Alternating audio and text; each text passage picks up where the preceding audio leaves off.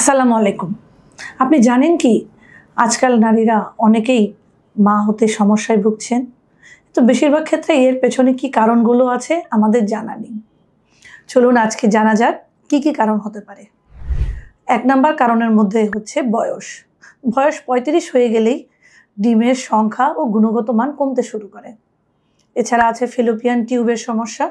Fallopian tube যাকে বলি আমরা, এরকম যদি জরায়ুটা হয়, আমরা জরায়ুর মুখটা এখান থেকে ধরবো। এই দুই পাশে হাতের মতো টিউব থাকে, যার দুই পাশে এরকম ঝাড়ুর মতোই থাকে এবং তার দুই পাশে ওভারিটা ধরা থাকে।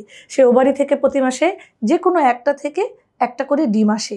সেই ডিম যখন আসে টিউবে, শুক্রাণু সে সময় গিয়ে মিলিত হলেই ভ্রূণ তৈরি হয়, নিষিক্ত হয়ে জরায়ুতে বসে।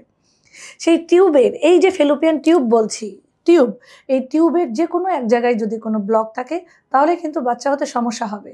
টিউব কেন ব্লক হয়? হতে পারে ইনফেকশন কিংবা পূর্বের কোনো সার্জারির কারণে। এছাড়া আছে ডিম্বস্ফোটন সমস্যা, পিসিওস, থাইরয়েড বা হরমোন ভারসাম্যহীনতার কারণে ডিম্বস্ফোটনের সমস্যা হয়ে থাকে। ইনফেকশন, বিভিন্ন রোগ যেমন টিউবারকুলোসিস, ক্ল্যামাইডিয়া।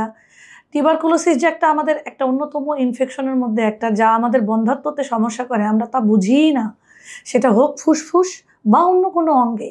তাই যদি টিউবারকুলোসিস থাকে এবং আপনার যদি বাচ্চা না হয়ে থাকে, বিবাহিত হয়ে থাকেন, অবশ্যই আপনি চিকিৎসকের শরণাপন্ন হবেন বাচ্চা নেওয়ার আগে, যাতে আপনি সব রোগ নির্ধারণ করে নিয়ে নিতে পারেন। এছাড়া আছে জীবনযাপন, অতিরিক্ত ওজন কিংবা অনেক বেশি রোগা হওয়া, মানসিক চাপ, ধূমপান, এসবও কিন্তু অনেক প্রভাব ফেলে বাচ্চা হওয়ার জন্য।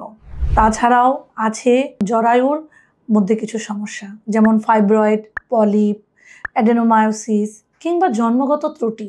এছাড়াও আছে আপনাদের অনেক কারণ ধরাই পড়ে না, যাকে আমরা বলে থাকি আনএক্সপ্লেইনড ইনফার্টিলিটি।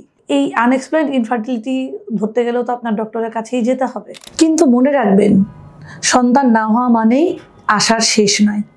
সঠিক পরীক্ষা এবং চিকিৎসার মাধ্যমে অধিকাংশ মহিলাই মা হতে পারবেন। আমি আছি আপনাদের পাশে। ইনফার্টিলিটি টু লাইফ দিয়ে ডক্টর উম্মে হাবিবা।